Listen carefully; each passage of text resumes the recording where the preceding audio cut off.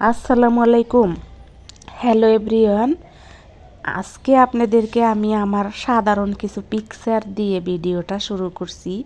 শুধু পিকচার আপনাদের মাঝে শেয়ার করব। হ্যালো এভরিওয়ান, আপনারা দেখতে থাকেন। হ্যাপি নিউ ইয়ারের দিন আমি কি দেখতেছিলাম আর কি নিয়ে ভাবতেছিলাম।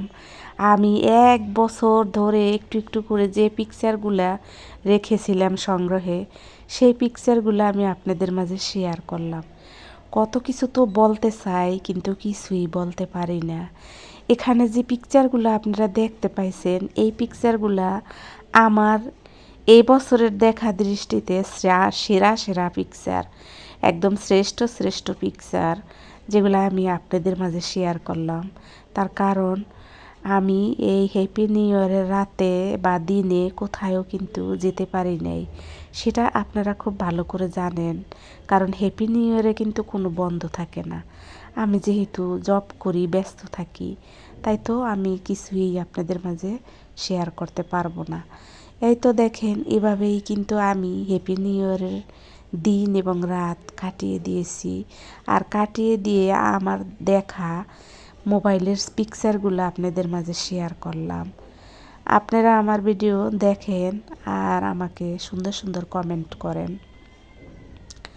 আর পিছনে আমার অনেক কিছু ঘটেছে, যেগুলো আমি আপনাদের মাঝে শেয়ার করতে চাচ্ছি না, বলতেও চাচ্ছি না।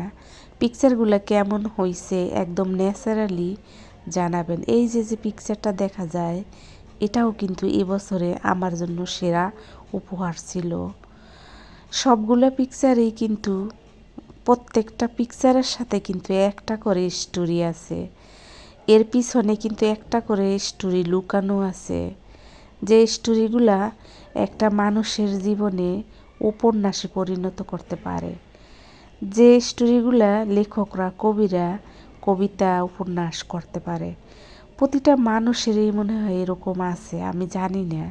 তবে আমার মনে হয় আমার এই পিকচারগুলোর পিছনে কোনো না কোনো স্টোরি আছে।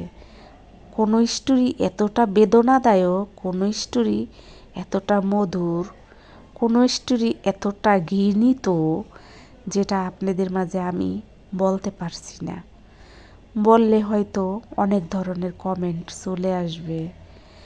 আমি একটু আবেগপ্রবল, যার ফলে আমি আমার নিজের লাইফের অনেক কিছু আপনাদের মাঝে শেয়ার করি। আর আমি শেয়ার করার সময় চোখের কোণে আমার ধীরে ধীরে জল পড়তে থাকে, পানি পড়তে থাকে। আর আমি কেন জানি ইদায়িং সত্যি মৃত্যু নিয়ে অনেক ভাবনা করি, আর সেই মৃত্যুটা হবে আমার হাতে, এরকম মনে হয়। যাই হোক, আমি আপনাদেরকে কোনো করতেছি না, যেটা সত্যি আমার মনে হয় আমি সেটা করতেছি।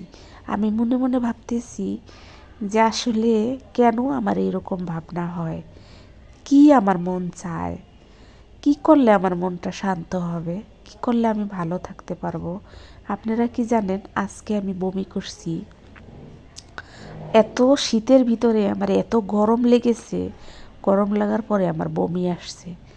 আমার অফিসের সেশন শেষ হওয়ার পরে আমি কিন্তু অনেক সময় শুয়েও ছিলাম। আসলে কে কার খবর রাখে এত বড় শহরে? কে কার খবর রাখে, কে কার খেয়াল রাখে? হাতে গোনা 2-1 জন ছাড়া কেউ কারো খেয়াল রাখে না, কেউ কারো খোঁজ রাখে না। আসলে এত বড় পৃথিবীতে আপন আর আপন কেউ নাই। আপনি নিজে নিজের জন্য, আপনার জন্য কেউ ভাববে না। আমার এত দিনের পথ চলাতে আমি সেটাই বুঝে গেছি। আমার এই বয়সে যতটুকু আমি বুঝেছি, সেটা শুধু নিজের জন্য বেঁচে থাকা, নিজেকে ভালো রাখার চেষ্টা, নিজেকে এগিয়ে নিয়ে যাওয়ার চেষ্টা, নিজেকে কিভাবে শান্তি দেওয়া যায় সেই চেষ্টা। কিন্তু আদৌ কি বাস্তবে সেটা করা সম্ভব?